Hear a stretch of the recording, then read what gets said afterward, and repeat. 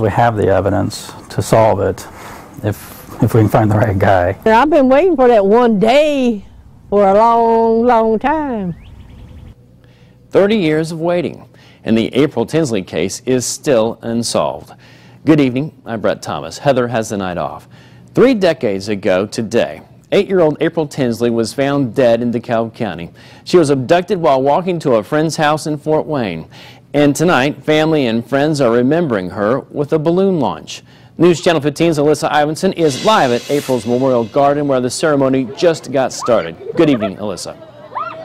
April's Garden full of people this afternoon here at the corner of Hoagland and Masterson, all with balloons to remember a little girl whose life was cut short 30 years ago. The balloons, pink, purple, and blue, her favorite colors. Many never knew her, but they know her story. And the detectives still working her case are not giving up hope that they will find her killer.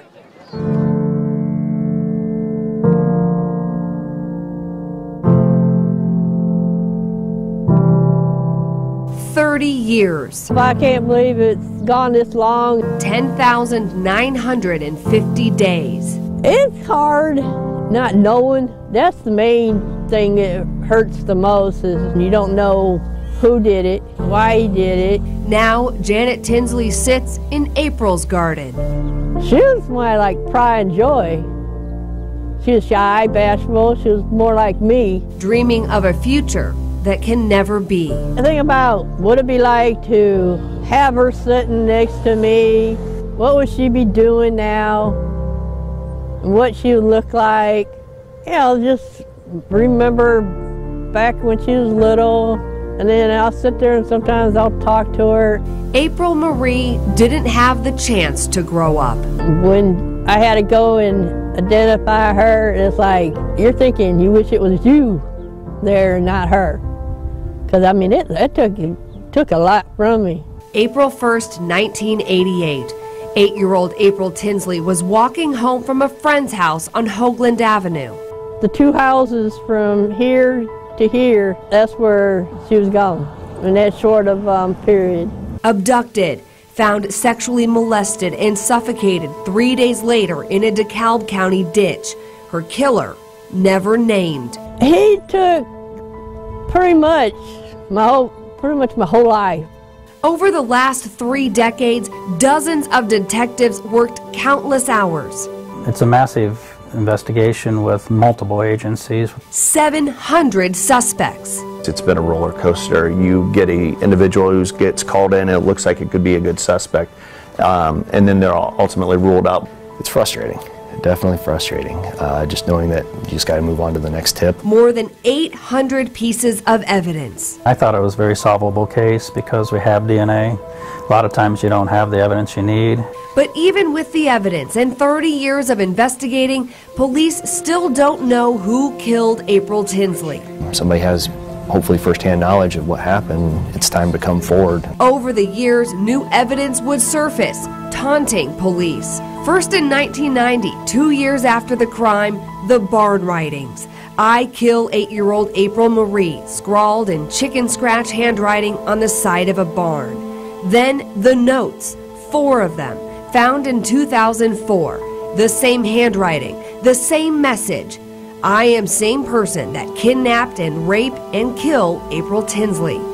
Then the bedspread in the background of a picture left with the notes. Detectives say they know it was the killer because other evidence found with the notes had DNA that matched the suspect's DNA found on a sex toy near April's body. A Virginia-based company even used the DNA evidence to come up with a sketch of what the killer may look like. We do have DNA in this case. It's only a matter of time before we find the person that's responsible for this. And you're confident that will happen? Yes. The case attracted national attention, featured on America's Most Wanted in 2009 and 2012, and Crime Watch Daily in 2016, each time bringing new hope. Each time the case grew cold again. But police aren't backing down. No, far from it.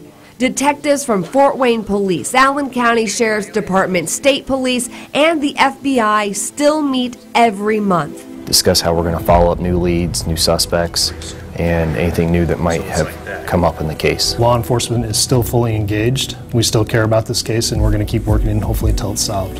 That list of 700 suspects narrowed down to 100. Our suspect could be on that list. 30 years after the crime, the killer could be dead, but police say it's not too late for someone to come forward. If somebody has a family member or somebody that they know of that said something about this case, maybe even in what I would refer to as maybe a deathbed confession or a deathbed statement that they felt was odd or seemed weird to them, but they dismissed or didn't want to believe, and it involved April's case, we would love to know about it. Finding closure for the family keeps the detectives motivated. You put yourself in those situations or those shoes, and you'd want somebody doing it for your family. So I think it's pretty easy to get going again. As the family tries to hold on to hope that it can one day happen. All I want is somebody from his side of the family to come and say, I'm sorry.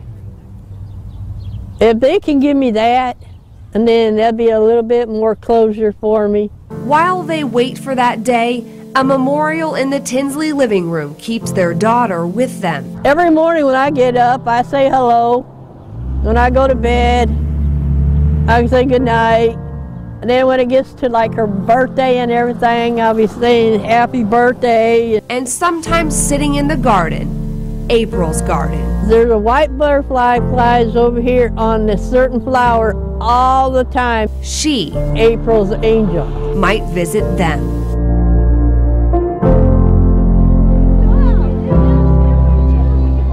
Take a look at the picture of the bedspread again. Police wanted us to draw your attention to it again. Think hard. Have you ever seen this anywhere? Do you recognize the pattern?